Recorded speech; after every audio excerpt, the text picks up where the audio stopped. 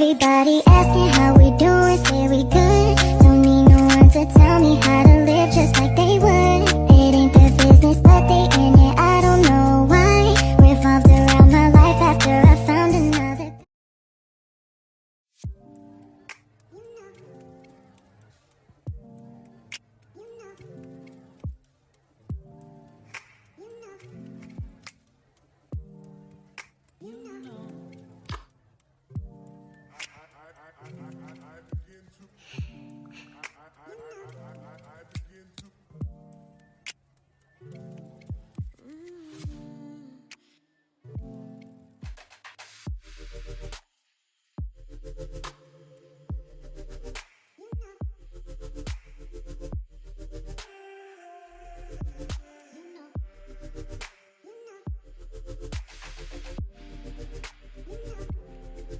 Doon yung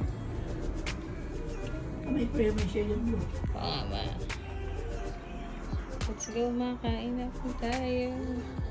Happy Thanksgiving, Mama. Hello, happy Thanksgiving! Yes. Happy Thanksgiving to everyone.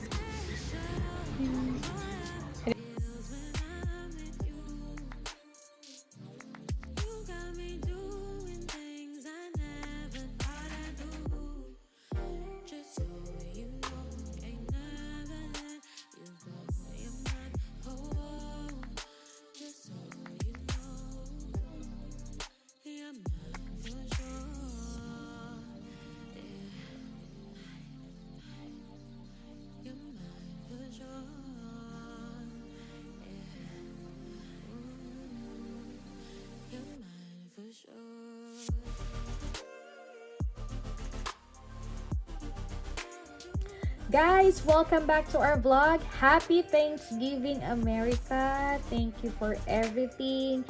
Happy Thanksgiving to everybody, sa mga friends, family, at mga kilala namin dito sa Amerika.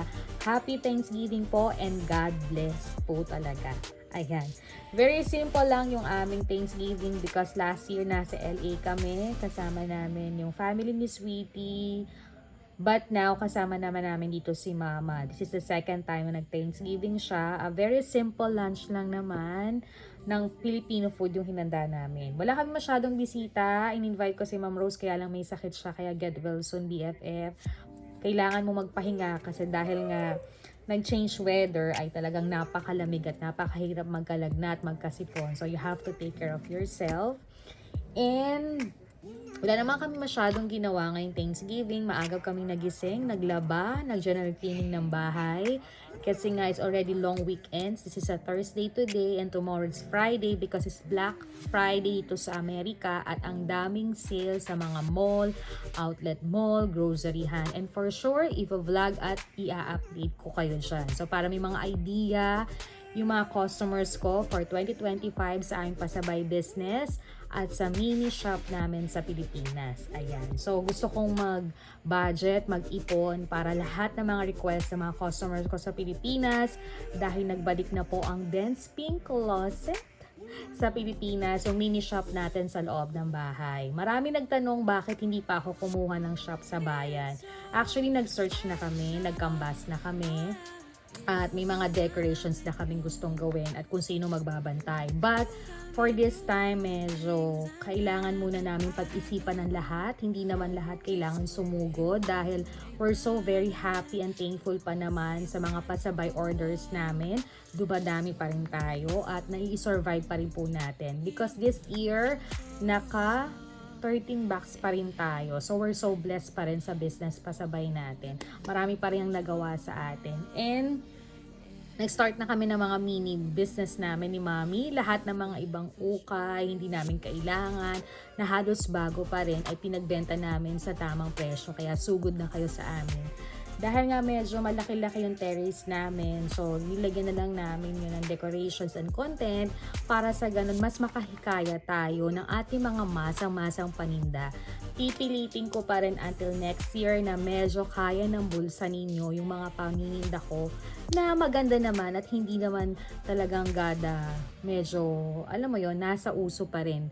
At syempre galing yan dito sa Amerika at yung iba naman po ay galing din sa Bangkok, Thailand. Pipilitin ko yan para sa inyo. Kaya naman po, supportan ninyo for almost 6 years sa aking Dance Pink Closet. Ayan, talagang pinagdadasal ko na tuloy-tuloy ito dahil maganda rin po ang naitutulong ito sa amin. Ayan. So, yun lang. And then, nag-lunch kami. Ayan. And lahat ng mga gusto naming food, Filipino food, nakain namin. And nakapagpahinga kami. And dahil long weekends nga, at least natapos na namin yung mga bagay-bagay. At saka, nagpe-prepare talaga kami ng aming mga bagahe. Kasi nga next week is uuwi na kami. So para lahat, wala na kami makalimutan. Lahat ang gagawin namin sa simple wedding namin. And syempre, Pasko at New Year with the family, lalo na sa aming anak, ay talagang we're so excited and happy na makauwi. I think this is another blessings na naibigay din this year dahil I think 2 times ako nakauwi ng Pilipinas. I'm so grateful and happy for that. And syempre nakapag-tour tayo. 1st January, we going to New York with our family, kami ni Sweetie. Tapos 2nd, nakauwi ako ng Pilipinas. Nakapag Bangkok, Thailand tayo kasama ang aking anak. And this time, uuwi na naman tayo ng Pilipinas para makita ang aming anak, family, and good friends, and mga ilang kong customers. It's another blessing talaga yun. So, talagang so grateful. Even though marami tayong napagdaanan this year, talaga namang sigurong nakaguhit palad na kailangan pagdaanan yun. Dahil kung hindi mo pagdadaanan yun, ay hindi mo matetest kung sino ka ba talaga. So, hindi ka naman perfect, hindi ka naman good, pero syempre, kailangan pagdaanan mo yun para matuto ka. Lahat ng pagkakamali mo, kailangan mong baguhin para hindi na yun maulit. You have to make it mature and discipline sa lahat ng nangyayari, diba? And kung may mga nawawala naman, ay talaga naman yun ay may lesson kung bakit. At kung may mga kasalanan ka namang nagawa, you have to change. You have to confess and say sorry. Wala namang masama doon dahil lahat naman they have time para magbago at maging maayos ang lahat. Ayun. So, yun lang naman. And nakapagtiklop na kami ng mga nilabahan.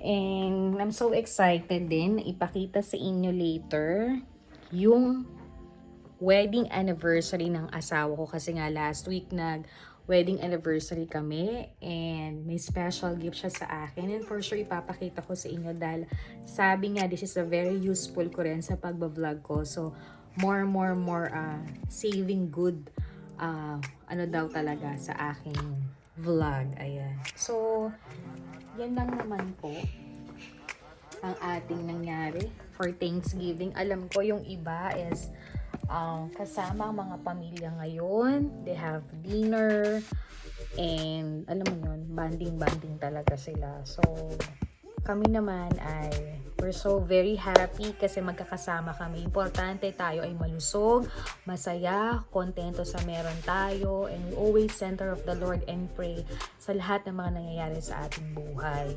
Diba? So, yun lang naman. And napasilip ko naman sa inyo yung mga ilang kinain namin. Kanina nag-enjoy naman kami kahit 3 lang kami. Tumawag na rin kami sa Pinas sa aming anak. May activity siya ngayon sa school dahil Saturday ngayon sa Pinas. And yun lang. Relax lang. And some of text and message sa mga friends and family ko dito sa Amerika na binati ko rin ng Thanksgiving. Ayan. Dahil alam ko, busy rin sila at may kanya-kanya rin silang party. But this Thanksgiving talaga, we're so thankful for this year. Thank you, America. Thank you sa blessing talaga. And madaming nangyari. Kahit may mga ilan tayong hindi magandang nangyari, pero kailangan dumaan yon para maging matatag tayo at baguhin ang hindi na dapat nating gawin, diba? So, thankful for this year. Yung aming family house, ayan, sa Pilipinas na halos utay-utay for almost 2 years namin gusto naming matapos. Syempre kahit nasa ibang bansa ka, iba pa rin yung may pinupundar ka at inaayos na future sa talagang lugar mo. So, doon na papapunta lahat yung maliliit na bagay na trabaho mo, mga business mo, at sarap sa pakiramdam kasi kahit pagod ka, nakikita kang progress sa mga ginagawa mo. And syempre, yun din yung preparations for your future. Kailangan yan para pagdating ng panahon at tumanda ka na at hindi ka na magtatrabaho, kahit papano ay may simpleng buhay kang patutunguhan. So, hindi lang palaging masaya, hindi lang palaging ganito. You have to think on the future para mas relax ka, kahit simple lang yung maging buhay mo. Next naman is, this year is yung aming bagong sasakyan. Ayan. So, isang taong mahigit din yung pinag-isipan, pinagplanuhan, pero mabait ang Diyos kasi talagang pagpara sa'yo ay binibigay talaga at maganda naman yung naging resulta, diba? It's another blessing yan. Dito pa rin yan.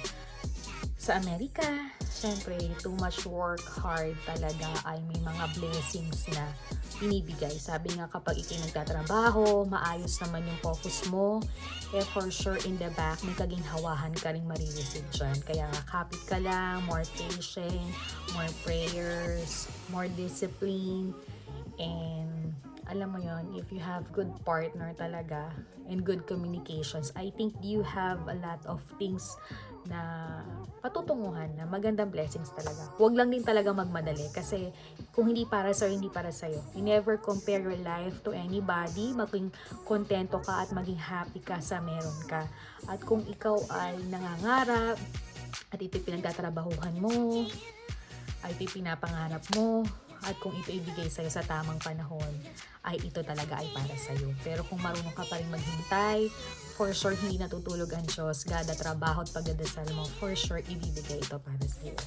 Next naman is yung business namin sa Pilipinas. Ayan. So, sa tagal ko rin dito sa Amerika for almost 3 years, na-stop yung Dance Pink Closet Mini Shop. Alam naman ng lahat na from 2018 and almost 6 years na yung mini shop kong yan, ay ang dami rin naitulong yun sa akin. Nung time na naghihintay ako ng visa ko, papunta ako dito sa Amerika. So, talagang pinagpatuloy ko yan kasi maganda rin yung naitutulong yung feedback. Sabi nga, kahit maliliit na business, kung marunong tayong mag-handle, marunong tayong mag-ipon, marunong tayong maging discipline, for sure may mga blessing on feedback yung maganda.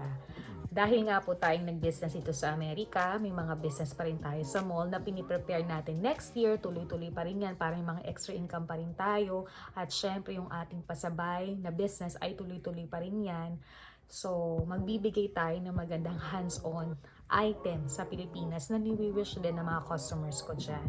So, yun naman ang mga talagang blessing for this year. Kaya naman for Thanksgiving, I were so grateful and very happy. And thank you Lord talaga for the blessing. Syempre, yung top priority pa rin natin is good health kasi kapag tayo malusog, marami tayong magagawa.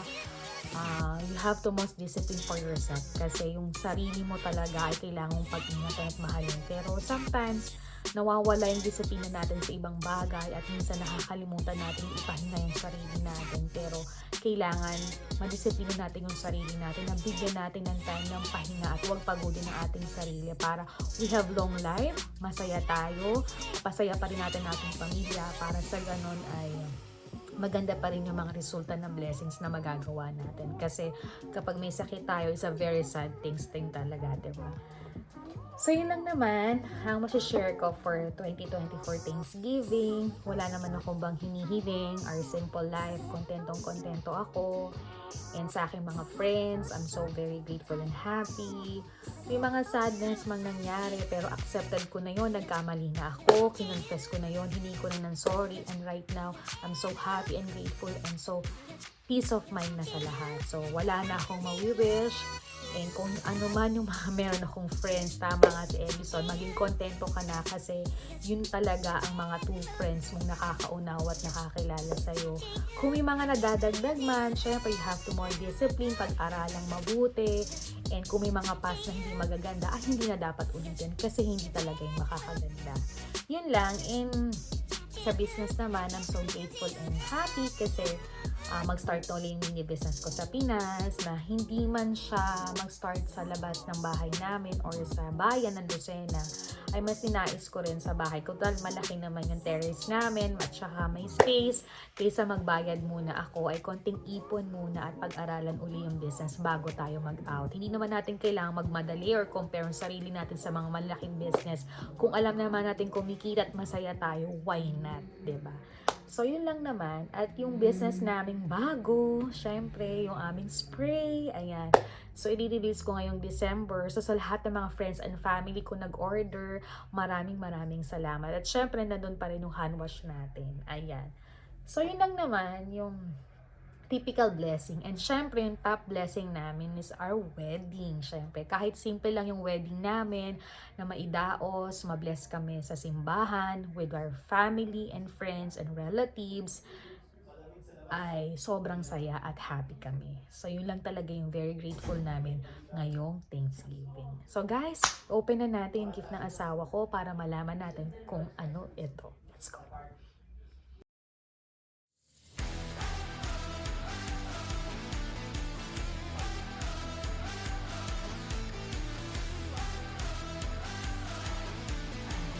Thank you. Thank you, sweetie, for that. It's an anniversary gift and Thanksgiving gift.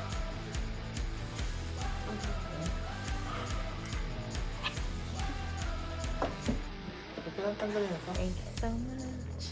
Thank you.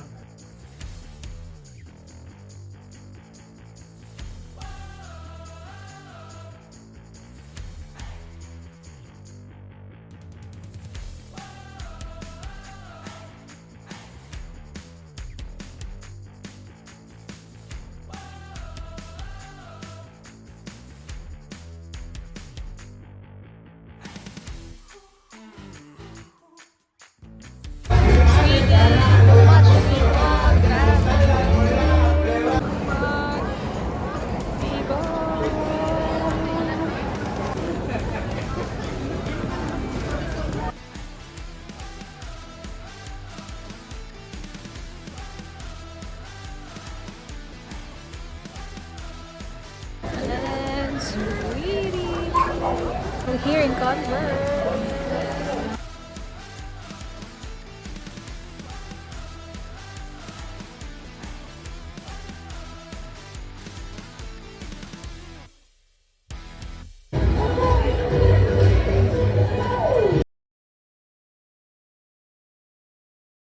Hi guys! Welcome back to our vlog. It's Happy Friday or Black Friday po dito sa Amerika. And right now, talagang more sale. Ito yung time of mega sale dito sa Amerika for this day. Pupunta sana ako ng Coach pero grabing haba ng pila. And dahil nga may monthly period ako, medyo busy akong kumilos. Pero we try our best na makapila dyan. Haba!